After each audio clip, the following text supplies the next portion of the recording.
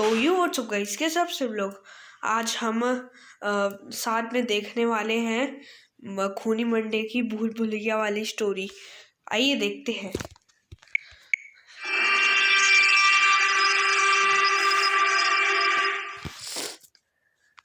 भूल Bhulaiyaa horror story. 17 साल की समृद्धि ने छोटी उम्र में ही अपनी माँ को खो दिया था। सच्ची में? आइए और देखते हैं। तब से उसके पापा गौतम ही उसकी पूरी जिंदगी थे। समृद्धि के पापा ने कभी भी उसे अपनी मम्मी की कमी महसूस होने नहीं दी, पर उनकी लाइफ में एक दिन ऐसा आया जिसने उनकी जिंदगी ही बदल दी। गाइस क्या आया देखते हैं। यूजुअल संडे का दिन था। समृद्धि के पापा कुर्सी पर बैठकर अखबार पढ़ रहे थे और समृद्धि अपने रूम में कथक डांस प्रैक्टिस कर रही थी। तभी अचानक से घर की डोरबेल बजी। मंजू लिखा है क्या जो कथक डांस कर रही थी? विरासत में गौतम को सौंपी है। गौतम को ये बात बहुत अजीब लगी, क्योंकि गौतम की अपने चाचा से बिल्कुल नहीं बनती थी और वो करीबन 15 सालों से उनसे नहीं मिला था। पर जब उस लॉयर ने पूरा पेपर वर्क दिखाया तो गौतम को समझ आया कि ये सब सच था। समृद्धि और गौतम को अभी भी यकीन नहीं हो रहा था कि वो इतनी बड़ी हवेली के मालिक थे। हवेली को देखकर समृद्धि के पापा को समझ आ गया था कि वो अपनी फाइनेंशियल सिचुएशन में इतनी बड़ी हवेली में रहना अफोर्ड नहीं कर सकते थे। भाई मैं होता था मैं रह लेता। इसलिए उन्होंने उस हवेली को बेचने का डिसीजन लिया। पर समृद्धि की आंखों में एक अलग सी चमक थी। उसने अपने एक सेकंड पहले क्या था ना अफोर्ड नहीं कर सकते थे, कौन सी अलग सी? इसलिए उन्होंने उस हवेली को बेचने का डिसीजन लिया। पर समृद्धि की आंखों में एक अलग सी चमक थी। उसने अपने पिता को बोला, गाइस उसकी आंखों के अंदर कोई रेड साड़ी पहनी वाली औरत खड़ी थी। तो अब देखते हैं आगे क्या है। कि वो हमेशा से एक बड़े से घर में रहना चाहती थी। गौतम ने समृद्धि की खुशी देखकर कुछ समय उस हवेली में रहने का डिसीजन लिया। वो हवेली जितनी बाहर से खूबसूरत थी, उतनी अंदर से भी समृद्धि की खुशी का ठिकाना ही था। उस बड़े से दरवाजे पर एक बड़ा सा ताला लगा था और उस ताले पर संस्कृत में कुछ लिखा हुआ था। समृद्धि ने उस ताले पर कैसी आवाज कैसी आ रही है, देखते हैं आगे। ऐसे ही हाथ लगाया, उसे मानो बहुत जोर का करंट लगा। इससे पहले कि समृद्धि कुछ समझ पाती, उसके पापा ने उसे आवाज लगाई और समृद्धि वापस मुड़कर अपने पापा के पास जाने लगी। अभी और देखो और देखो, चलते चलते अभी और देखो समृद्धि के कानों में एक आवाज आई। और देखो। उसके कानों में एक औरत हंसते हुए उसे पुकार रही थी।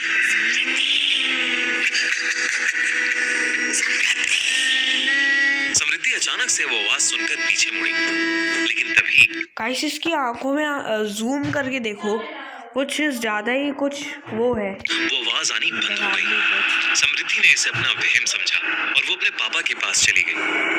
उस रात गौतम और समृद्धि अपने अपने कमरे में सो रहे थे, पर तभी गौतम की नींद एक आवाज से खुली। गौतम के पास के कमरे से घुंघरू की आवाज आई। गौतम ने सोचा कि शायद समृद्धि अपने रूम में डांस प्रैक्टिस। और गाइस एक चीज बताना भूल गया, ये जो स्टोरी है वो खूनी मंडे से रिलेटिव है, तो सब्सक्राइब टू खूनी मंडे, ओके। रही होगी, इसलिए वो फिर से आंखें बंद करके सोने की कोशिश करने लगा, पर घुंघरू की आवाज धीरे धीरे तेज होने लगी। ऐसा लग रहा था कि जैसे घुंघरू पहनकर कोई गौतम के पास आ रहा हो।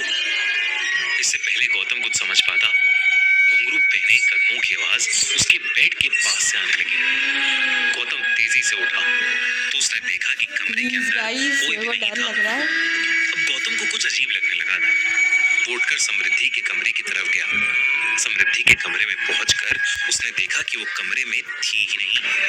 अब गौतम को गाइस एक चीज टेंशन होने लगी थी। वो समृद्धि को आवाज देकर पुकारने लगा। उसने हवेली की लाइट जलाने की कोशिश की, पर कोई भी बटन काम ही नहीं कर रहा था। गौतम ने कमरे के बाहर पड़े एक लैंप को उठाया और उसे जलाकर हवेली में समृद्धि को ढूंढने लगा। घूमते घूमते गौतम को फिर से घुंघरू पहने किसी के चलने की आवाज आई। गौतम उसी आवाज का पीछा करने लगा। प्लीज गाइस गौतम जितना उस आवाज के करीब जाता, वो आवाज उससे उतनी ही दूर जा रही थी। सब्सक्राइबर है। लेकिन उस आवाज का पीछा करते हुए गौतम ने खुद को एक कमरे के बाहर खड़ा पाया। उस कमरे का दरवाजा खुला हुआ था और उस कमरे के बीचों बीच में गौतम को कुछ ऐसा दिखा जिससे उसकी रूह कांप गई।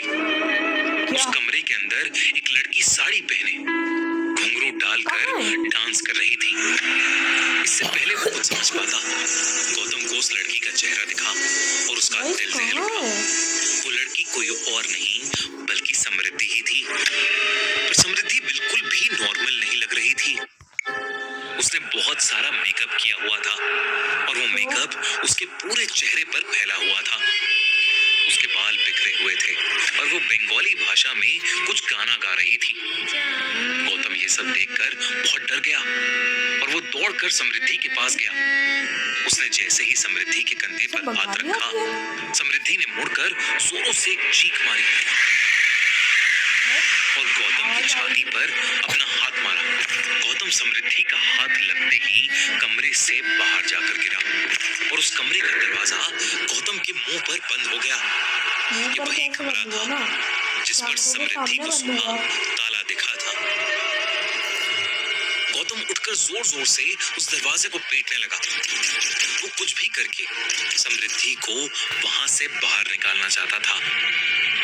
गौतम पागलों की तरह उस दरवाजे को ठोकने लगा। Guys please support me.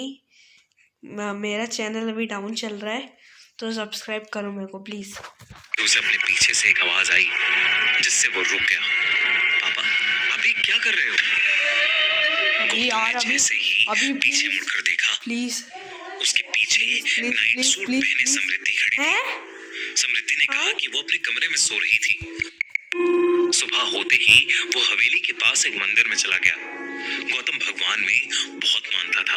तो उसने मंदिर में जाकर अपने साथ हुआ पूरा किस्सा भगवान की मूर्ति के सामने बोल दिया। गौतम नहीं जानता था कि मंदिर का पुजारी भी उसकी बातें सुन रहा है। जैसे ही गौतम मंदिर से जाने लगा, मंदिर के पुजारी ने उसे रोककर पूछा कि आखिर वो रहता कहाँ है। और जब गौतम ने उसे बताया कि 2 दिन पहले ही वो पास वाली हवेली में रहने आया था, तो उस पुजारी का चेहरा सफेद पड़ गया। उसने गौतम को उस हवेली से तुरंत निकल जाने को कहा। जब गौतम ने पुजारी से बात की तो उस पुजारी ने बताया कि कई सालों पहले उस हवेली में एक राजा रहता था और मंजुलिका नाम की एक लड़की हवेली में नाच गाकर सबका मन बहलाती थी। पर धीरे धीरे राजा को मंजुलिका से लगाव होने लगा। पर मंजुलिका अपने साथ नाचने वाले एक साथी से बेहद प्यार करती थी।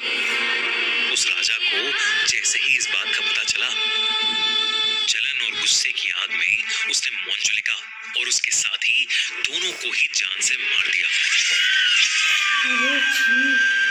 मंजुलिका की मौत हो गई, पर उसकी आत्मा उस हवेली में ही रह गई। और आज भी मंजुलिका की गुस्से से भरी आत्मा उसी हवेली के एक कमरे में बंद है। गौतम को अब सब कुछ समझ आ गया था। जो कल रात को उसे दिखी वो कोई और नहीं बल्कि मंजुलिका थी। और अब उस हवेली में रहना उसके और समृद्धि के लिए खतरे से खाली नहीं था। वो उसी पल समृद्धि को लेकर वहां से वो उसकी गर्दन से उठा लिया और बंगाली भाषा में गुस्से से कुछ अजीब सा बड़बड़ाने लगी। कुछ ही पलों में गौतम की सांसें रुक सी गई थी। वो दर्द के मारे छटपटा रहा था, लेकिन इतने में उस मंदिर का पुजारी कुछ लोगों को लेकर वहां आ गया और उसने तुरंत समृद्धि पर गंगाजल फेंका। समृद्धि ने गौतम को छोड़ दिया और वो वही बेहोश होकर नीचे गिर गई। गौतम और उस पुजारी ने वही पूजा करके उस कमरे को फिर से ताले से बंद किया और गौतम समृद्धि को लेकर उस हवेली से हमेशा हमेशा के लिए चला गया। उस हवेली को बेचना क्या, उस हवेली के आसपास जाने का भी ख्याल गौतम ने अपने मन से निकाल दिया। समृद्धि को आज भी नहीं पता कि आखिर उन्होंने वो हवेली क्यों छोड़ी और